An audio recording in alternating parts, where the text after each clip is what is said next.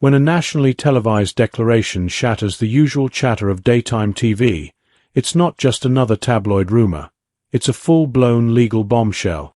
Karoline Leavitt, representing Melania Trump, stands at a podium with the kind of gravity that silences rooms, announcing a staggering $100 million lawsuit against one of The View's hosts. The claim: defamation, plain and simple, tied to remarks that should have been whispers but were instead broadcast across millions of screens. In the heart of Manhattan, under the gleaming lights of a studio that's seen more drama off-camera than on, the news breaks just as the show's producers are lining up another segment. The accused, a host known for her sharp tongue and fearless commentary, freezes mid-sentence, her coffee cup pausing an inch from her lips. The studio, usually abuzz with the low hum of controlled chaos, falls eerily silent. Cameras pivot, producers whisper, and through the high-definition feed, the audience at home can almost hear the heartbeat of a show on the brink of crisis. The legal papers allege that last Thursday's episode crossed a line from entertainment to personal attack. It wasn't just an opinion aired, it was a pointed accusation against Melania Trump, suggesting illicit involvement in international dealings, a comment made more for shock value than factual reporting. Now, with $100 million on the line, the stakes couldn't be higher. The host's co-stars look on, their expressions a mix of disbelief and fear. After all, today's ally could be tomorrow's defendant in the court of public opinion, and perhaps in a real court as well. As the news cycles begin to churn, the broader implications become clear. This isn't just about a lawsuit.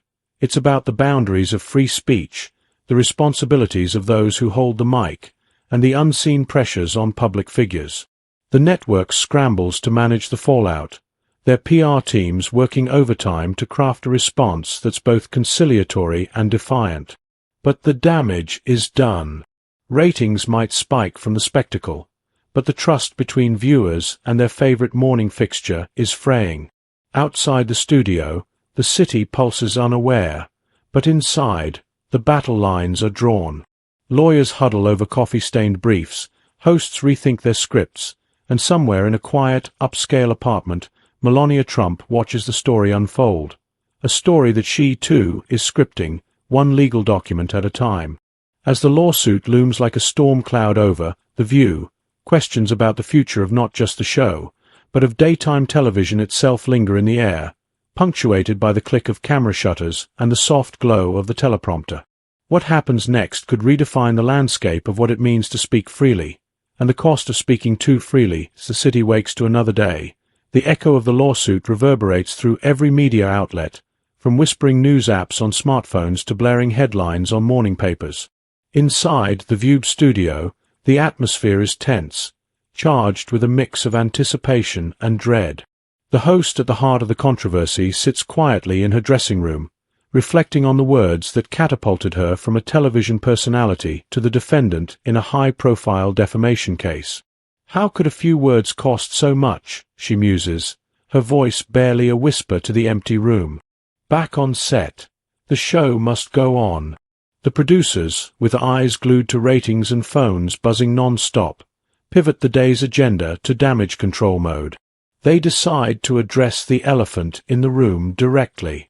Let's turn this into a teachable moment, the head producer suggests, determined to spin the lawsuit into a discussion on the limits of media freedom and the weight of words.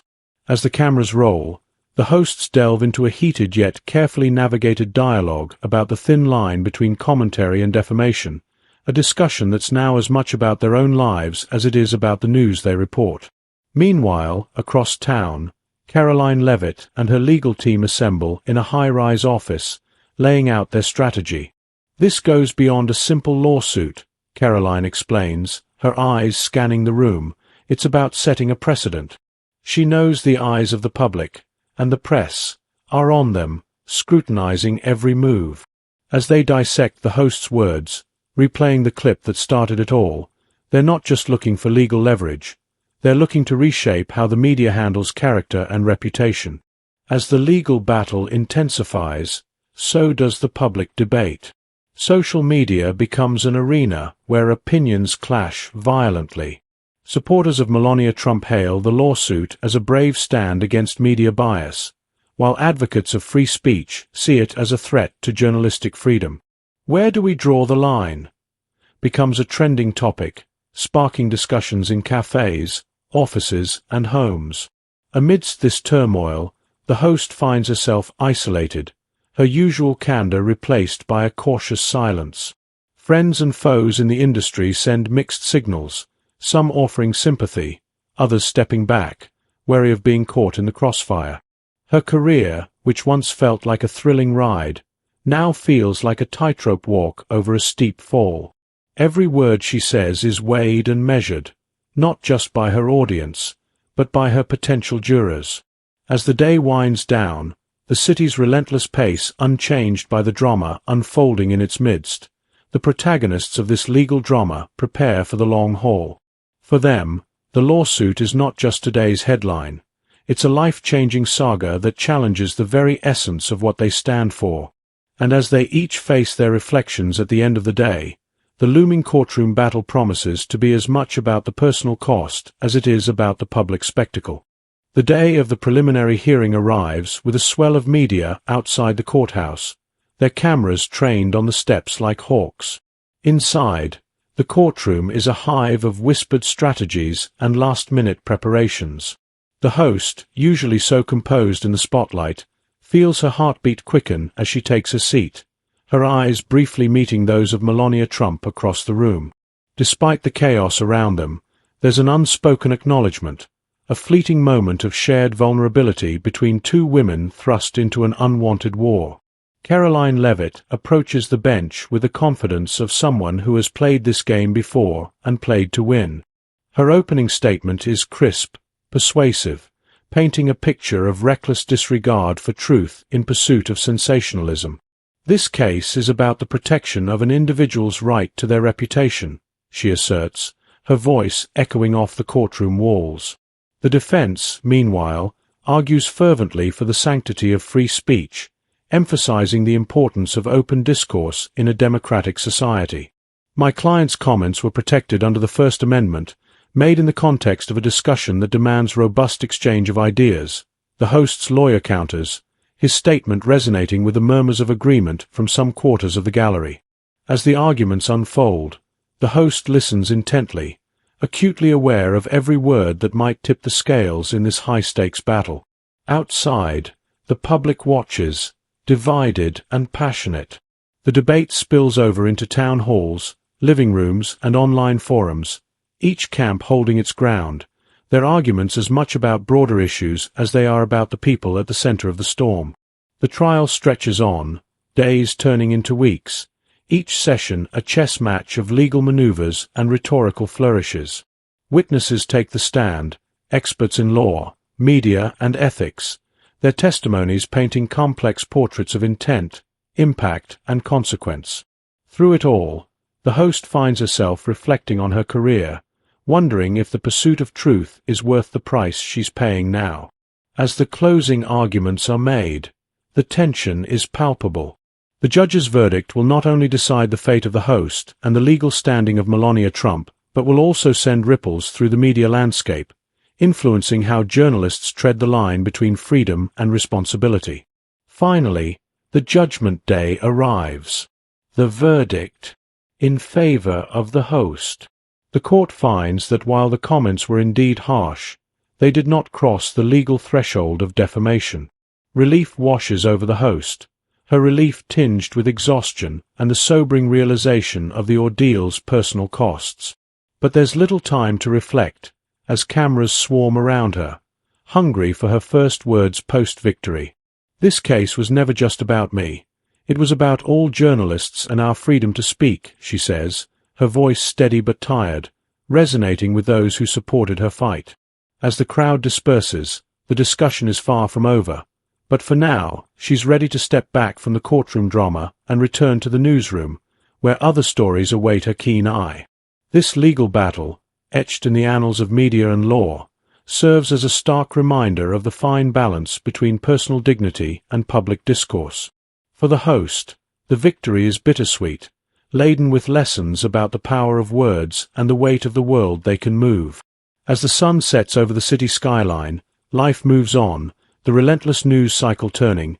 Ever onward, ever vigilant, she steps back into the familiar hustle of the newsroom. The host carries with her the scars of the courtroom, a reminder of the scrutiny and weight each word can bear.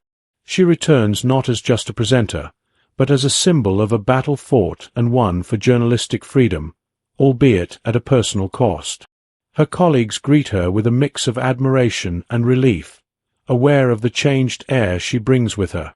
The story of her victory is already on tomorrow's schedule, but she knows the real narrative is far deeper and more nuanced than any segment could cover. Meanwhile, Karoline Leavitt and Melania regroup. Although the legal outcome wasn't in their favor, the lawsuit has sparked a national conversation about the limits of commentary and the protection of reputation. We've made our point, Karoline reflects. Even in loss, we've alerted the press to the fine line they tread. For them, the case stands as a warning beacon to media personalities everywhere. The court of law may have ruled, but the court of public opinion is still in session. Back on set, as the lights brighten and the cameras focus, the host feels the familiar adrenaline rush of live television. Yet, something is different now. She is more cautious, measured, and perhaps wiser to the power she wields from behind the news desk. Her opening lines tonight will be scrutinized more than ever, but they need to be said. Tonight, we turn the page, she begins, her voice firm, but we don't forget the chapter that just closed. Let's talk about what it means to speak freely and responsibly in America. The segment is a hit. Viewership spikes as people tune in not just for the news, but for her, the journalist who stood up in court for the right to speak. Social media lights up with debates and discussions, praising her courage, some criticizing her past actions, but all paying attention. The network executives, initially wary of the lawsuit's repercussions, now see the value in their anchor's newfound stature as a champion of the press. In the weeks that follow, the host takes on stories with a new level of diligence and depth. She covers not just the events, but the implications, the whispers behind the shouts. Her segments become more than just news. They are lessons in the importance of nuance and the quest for truth. Her audience grows, not just in numbers, but in engagement. They don't just watch. They listen and respond, seeing in her not just a journalist, but a journeyman navigating the complex terrain of modern media. As the year closes, the host reflects on her journey through a special year-end broadcast. She shares not just the major stories of the year, but her own story of growth and challenge. This year tested the limits of what it means to speak. She addresses her audience, her tone reflective and sincere, and I learned that the right to speak comes with the responsibility to listen.